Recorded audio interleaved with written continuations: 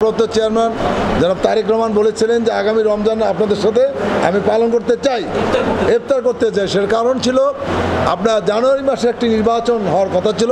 আমরা মনে করেছিলাম স্বৈরাচারী শেখ হাসিনা এই বিভিন্ন কারণে হয়তো একটা অবাধ নিরপেক্ষ নির্বাচন দিবে, আমরা আশা করেছিলাম। আমরা যে আন্দোলন করেছিলাম একটা বাধ্য হবে কিংবা হয়তো দিবে নির্বাচন।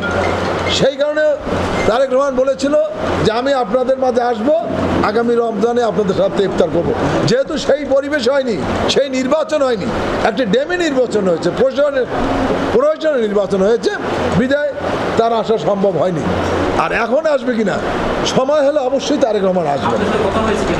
না, আমার সাথে ওইভাবে কোনো কথা হয়নি, তবে সময় হলেই তারেক রহমান দেশে ফিরে আসবেন।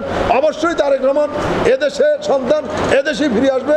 এবং তারেক রহমানই বিএনপির, যেহেতু বিএনপির চেয়ারপারসন বেগম খালেদা জিয়া অসুস্থ, তার অসুস্থ থাকাকালীন অবস্থায় তারেক রহমানই দলের দায়িত্ব পালন করবেন। আরেকটা বলেছেন মামলা মোকদ্দমা।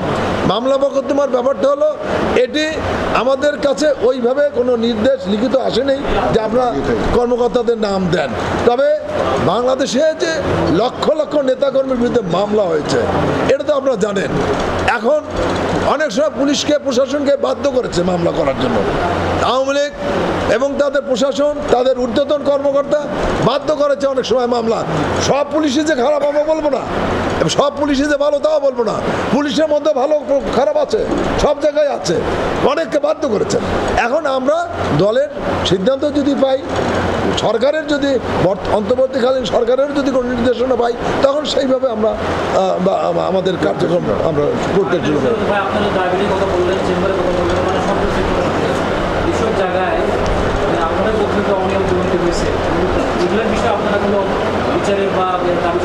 অবশ্যই জানাই আমরা, যেসব জায়গায় অনিয়ম দুর্নীতি হয়েছে সেখানে সর্বক্ষেত্রে এই অন্তর্বর্তী সরকারের কাছে আমরা আবেদন জানাবো, এই প্রত্যেকটি জায়গাগুলো খতিয়ে দেখে এর প্রতি ব্যবস্থা নেওয়ার জন্য আমরা আবেদন জানাবো।